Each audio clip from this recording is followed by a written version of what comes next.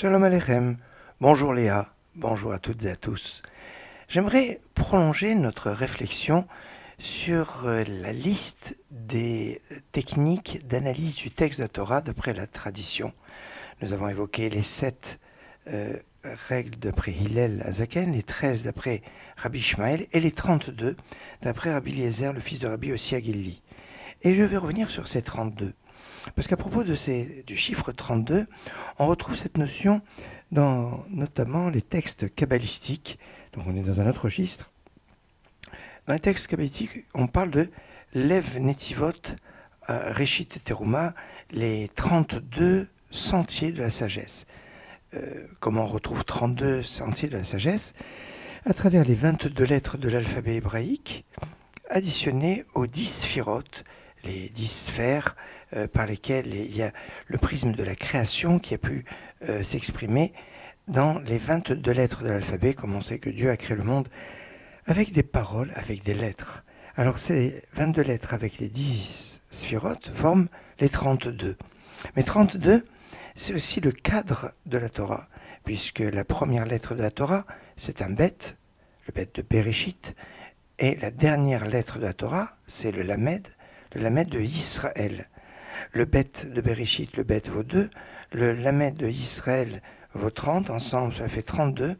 On retrouve cette relation avec le 32. Alors souvent on parle de lève, le cœur, parce qu'évidemment il y a un appel au cœur, à notre cœur, à notre intention, à notre sentiment dans l'étude qui ne fait pas seulement appel à notre intellect, mais qui doit nous inciter aussi à se sentir justement concerné au niveau du sentiment, de la crainte, de l'amour d'Hachem par ce cœur, le lève.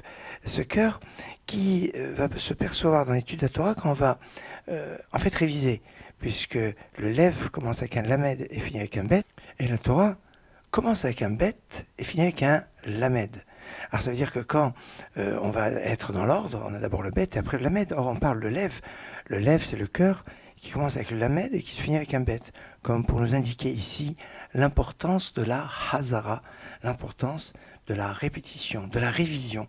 C'est au moment où on arrive au lamed de Israël et qu'on va reprendre le bet de Bereshit dans une deuxième lecture, une troisième, une centième, parce que ne ressemble pas celui qui a étudié son étude 101 fois à celui qui a tué que 100 fois.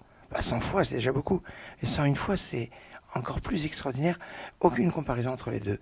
Et c'est quelque chose de puissant qui se retrouve dans cette expression du lève, du cœur, dont la valeur numérique est 32, comme les 32 règles d'herméneutique de Rabbi Eliezer Beno chez Rabbi Yossi Agili, ces 32 pouvant être liés aux 32 sentiers de la sagesse qu'on retrouve dans la Torah de la Kabbalah, un programme intéressant et qui demande du cœur. Excellente journée.